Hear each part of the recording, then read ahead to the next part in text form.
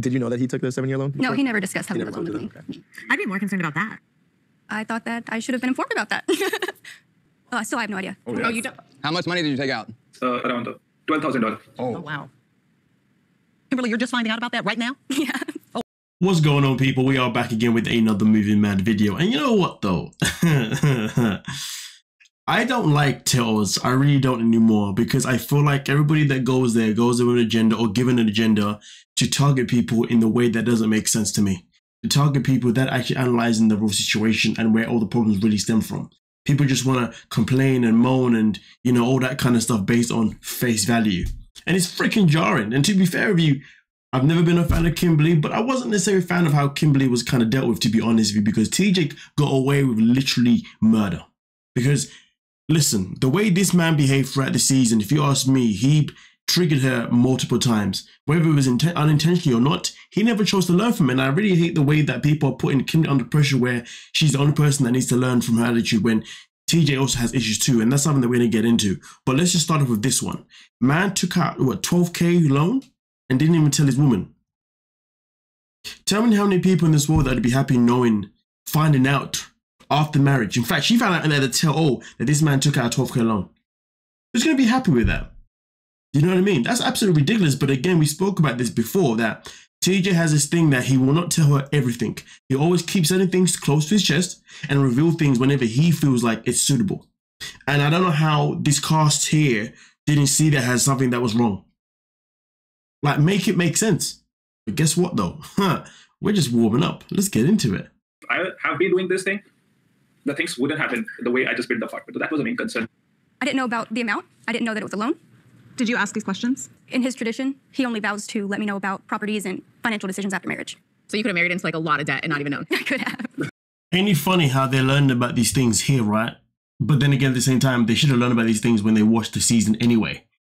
But either way, though, the energy still stays the same. The energy is that Kimberly is still the villain in the story. Now, I'm not saying that she's not. They both had a part to play, 100%. But, and she kind of, whatever. I don't know why she has so much to say. I don't know why she had so much to say when her relationship is literally shambolic. The whole relationship is based on her being a freaking servant to her man. But she wants to keep saying things, talking about how can they put herself in this position. I mean, listen, you can argue that she did. But this man withheld information every single step of the way. So you can argue that maybe she didn't just put herself in this position because when she decided to be in this relationship, it was based on what TJ would show her and tell her. But obviously after finding out the rest of it, that's when she's like, whoa, hold on a minute. This isn't what I signed up for. Which again, we can have the argument, we can have the conversation about, you know, research should have been done, blah, blah, blah, blah. I completely get it. Not neglecting that. Just saying the perspective that was used in this hotel for their relationship was just absolutely BS. Her saying, I hate India, it broke my heart. Yeah. Like, that broke my heart. I can seem very unappreciative of everything. What she got was amazing to me, and she appreciated nothing. Your opinion doesn't matter to me, Jenny. Well, your opinion doesn't matter to me either. First of all, respect India. Respect India or don't be here. Okay, wow. You can laugh all you want, but you know what? You are very entitled. Little spoiled brat is what you are. You're a Oh, she called you the C word, girl. Come to India, honey. Come to Jaipur. I'd love to meet you. Alright, listen, first and foremost, Kimberly is completely out of line. Something that you expect from Kimberly, because she's always out of line. That's just the grand scheme of it, you know what I mean? But I'm disappointed in two ways in this one here. One, I'm disappointed because clearly Kimberly went to that distance of, you know, calling her the C word, which is something that's uncalled for. But also at the same time, I feel like I'm more disappointed with Jenny. Jenny is a woman that is so much more older. If anything, her daughter's probably around the same age as Kimberly. And I don't like the way Jenny came across because, in my opinion, you know, when it comes to just age and maybe even stages of life that we should be in, there are certain people that should be the bigger person in the situation. Jenny is literally in a position where she's now threatening to have a fight with somebody that's literally half her age. What? Really? We're really saying don't come at India or you come in off what? Really? This is what we're doing at that age? Knowing that you're going to be fighting someone that's literally the same age as your daughter? If anything, I wouldn't be surprised if she actually brought her daughter to do it for her anyway, because let's be real, throughout Jenny's relationship, it was her daughter that was the vocal one anyway. But listen, I understand Jenny's frustration because, of course, she didn't have it easy whatsoever when it came to her relationship with Summit. But at the same time, though, therefore it makes me feel like Jenny's just projecting.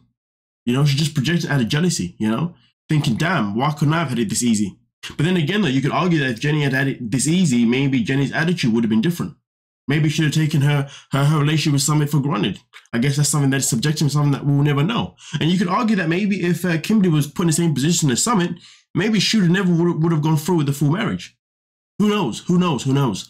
But one thing that we do know is that Summit, just like TJ, just like Rishi, withheld information. Isn't it funny how, like, we're not even talking about how, like, these men from India withheld information and they only say things that they want to say within that time. Sometimes they'll withhold information, sometimes they'll lie. Sometimes they'll withhold information not just from you, but also from their family as well. And then all of a sudden, once they get you in a position that they want you, they start saying, I want this, I want that. We saw it with Jenny and Rishi before, where she thought she was going to a situation where this man was going to be open and loyal and all those kind of things. But the next thing you know, he hasn't even told his family and he's been seeing this woman and that woman and, you know, all that kind of stuff, you know, lying, deceitful. You know, with Summit now, he's somebody that said, oh, I don't want kids. And all of a sudden, last season or whichever season they were on, oh, I want kids now. You know, but also he had his own fair trade of withheld information. Then now we've got TJ doing the same goddamn things. It's quite interesting how in these scenarios, sometimes I guess the American gets to be seen as the bad person, give or take. But in reality, if we're looking at it deep, these Indian men out here now aren't exactly saints. But at the same time, let's not forget though, Indian culture, the men are the ones that I guess run the house, right? They get what they want, they can do what they want, and that's that. So that's why they will continue doing that. And it's crazy because Jenny talks about how Kimberly brought the American attitude to India. Well, here's the thing though, isn't it? Why do Indian men keep bringing American women to their culture, knowing that it's not going to be an easy transition, knowing that it's going to be one hell of a war? Most importantly, why do they keep bringing American women to their culture, knowing that they're not going to tell them the full truth, that they're going to withhold information? And if it's not withheld information, they're going to lie about it. But as I said before, Rishi, he lied about things. And not only did he lie to Jenny, he even lied to his own family. Interesting, isn't it? I think it's very easy to always blame the American, you know, for not da-da-da-da. But what about the other side, though? But hey, we continue. Kimberly, do you feel that you have been disrespectful to the Indian culture? No, I do not. Yes. Yes. See, Kimberly's response is very subjective. There's a part where we can say, yes, she is 100% disrespected the culture. But on the flip side, we can say that maybe she thinks, in her eyes, that she hasn't disrespected because she's been blindsided by TJ. You see what I'm saying? That's why it's quite subjective. Let's say TJ had been 100% honest about everything. And then she still behaved the way she behaved 100%. She disrespected it. But if she feels like, well, I haven't disrespected it because I was trying, but there was many things that I wasn't told. But even after we got married and I tried to have a conversation about these things, well, conversations never really happened because TJ would always run away from me. So it's subjective. It's only subjective only because he did not tell her everything that was about to come. But again, we can argue and say that she should have done research. There's always that conversation, you know what I mean? But I'll be honest with you, I feel like sometimes in life, we can do research, but then there's still things that we may not be able to know. Because let's not forget though, when you look at like TJ, you look at Rishi, you look at Summit, they don't necessarily all come from the same culture. Similar cultures, but they all have different, you know, certain beliefs and whatnot. So, and I'm pretty sure TJ wasn't Muslim, was he? Isn't he? There's one out of the three, one of them isn't actually, you know, it is TJ. He's not even Muslim. I'm pretty sure he's Sikh or something like that. I could be wrong, but I know he's definitely not Muslim. So there's also that part too. So sometimes you can do research, but then your research could be based on something else. And I think that's why sometimes, you know, looking up certain cultures can be a bit challenging. But again, that's not an excuse. Don't get it twisted. I'm just saying that sometimes in some cultures you kind of learn new things on the job, shall I say? I mean, look at it this way: Rishi was making up things all the time. You could have researched the whole of his thing, but throughout his relationship with Jenny, he was making up new things. We was like, what? And there was people in the conversation being like, wait, what? Nah, that didn't happen. What? And we had the same thing with Mahmoud, do you know what I mean? From Egypt, with Nicole, where a lot of people were like, whoa, hold a minute, I've been with a man from Egypt and this didn't happen. What? Nah, he's making up. What? No, what? This ain't real. What? You know what I mean? So sometimes it's all we've got to be careful with. When people do research, they can still be blindsided by things that don't exist. Or things maybe they don't find out. Again, this is not an excuse for Kimberly whatsoever. But I'm just curious though, does she believe that she didn't respect the code, that she didn't disrespect it purely because she went in it knowing what she knew, but then when she went in it, she found a new things that therefore made her feel like by holding a minute, maybe I've been disrespected. So it's subjective based on what perspective that she's coming from. Yeah. But on the outside, we can easily say that she didn't respect the culture. But that's just from the outside. But then again, on the outside, I'm seeing certain things, aren't I? So I guess the outside doesn't really matter, then, does it? It's just a matter of perspective. Yeah.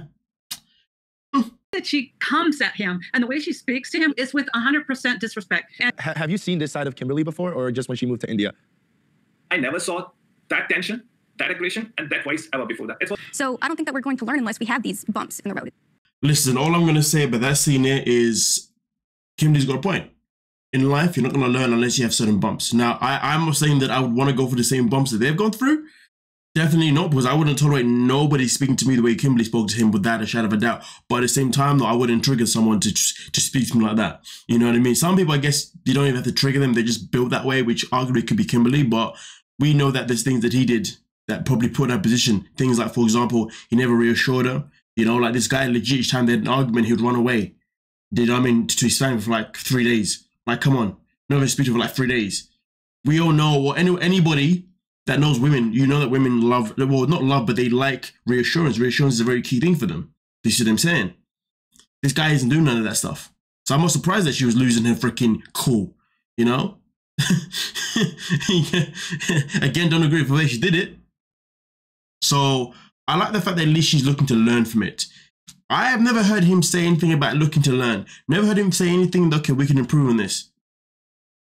For him, it's always, just listen to me. Key point, just listen to me. Why? But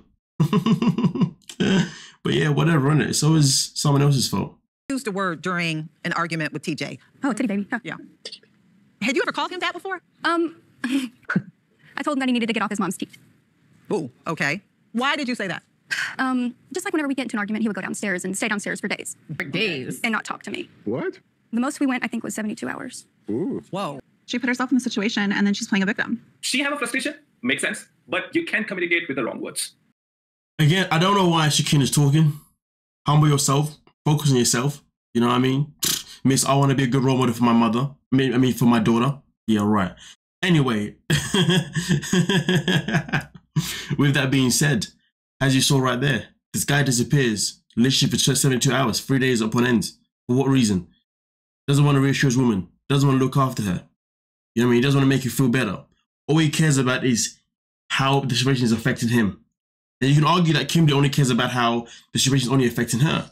But if you ask me personally, I feel like when we really watch this editing, I do feel like there's probably levels of certain things that went down, you know, that TJ clearly did wrong, that probably wasn't even put into the show. And because obviously Kimberly's explosive one, they just caught every single part where she's explosive, put it into the show in a certain way, so therefore she looks like this complete unhinged person, which arguably she probably is anyway. I'm not gonna lie to you, because even on her live stream, she comes across very a bit unhinged, self-absorbed at 100%. You know, I mean, we've seen them, but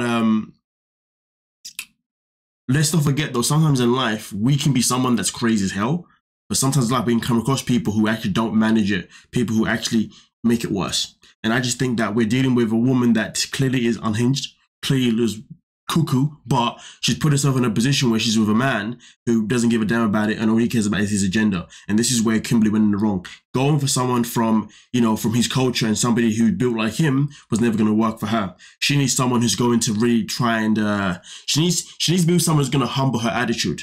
Someone's going to humble her attitude in terms of the fact that when she does decide to scream, he's going to be like, whoa, no, we ain't doing that. But do it in a way that she's going to understand. But also at the same time, she's built to need someone as well who's going to be able to give her a certain level of reassurance. So therefore, she doesn't have to always get to those levels of berserkness. You see what I'm saying? Anything can be managed. I just feel like sometimes in life, we just got to find the right person for us rather than just be with somebody just for the sake of being with that person for whatever reason it is. This is why love isn't always everything. You know what I mean? I always feel like it's best to be with somebody that can literally match your energy, but also humble you when it's necessary in a way that is going to be healthy. Not just be with someone just because of whatever other reasons. You know what I mean? If you're with someone that allows you to go crazy, I question your relationship, but I could be wrong. But either way though, let me know what you're thinking. We can talk about it. Don't forget to like, subscribe, and of course, peace.